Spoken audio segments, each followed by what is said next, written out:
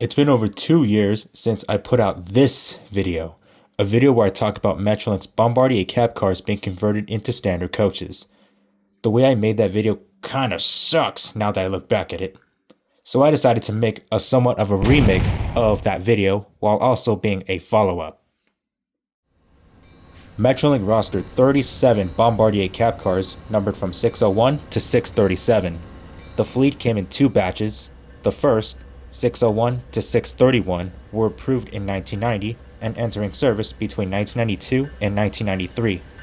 The second order was approved in 1997, consisting of Cabcars 632 to 637. Aside from a few external differences, they're both mostly the same. Despite the love these Cabcars got, they were not without their faults. These Cabcars, along with standard coaches, lacked crash protection technology to protect those inside the cars in the event of a collision. One such example is the 2005 Glendale incident where a southbound Metrolink train, with Cabcar leading, collided with a parked automobile near a switch point, resulting in a devastating three-way crash. 11 lives were lost and over 100 were injured.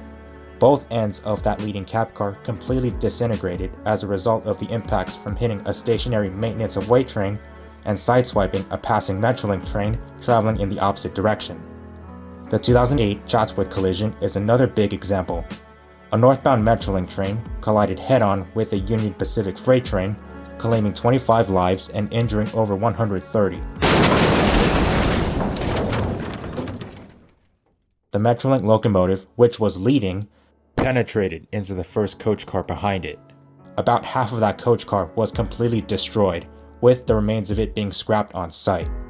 As a result, Metrolink took delivery of 137 CEM cars between 2010 and 2013 from the South Korean manufacturer Hyundai Rotem.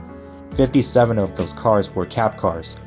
These cars have crash energy management technology, hence the CEM, in the form of crumple zones and pushback couplers, which are meant to absorb the forces of impacts in collisions, which can reduce harm to passengers and crew.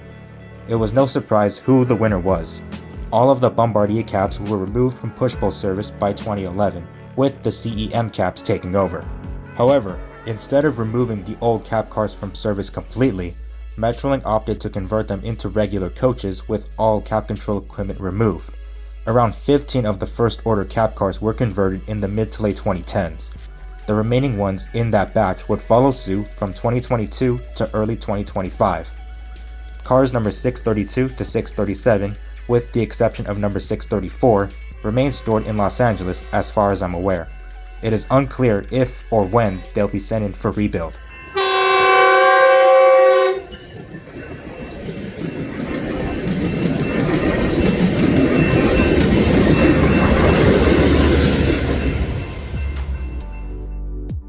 This next segment just shows most of the clips that I have that show the former Cabcars in service.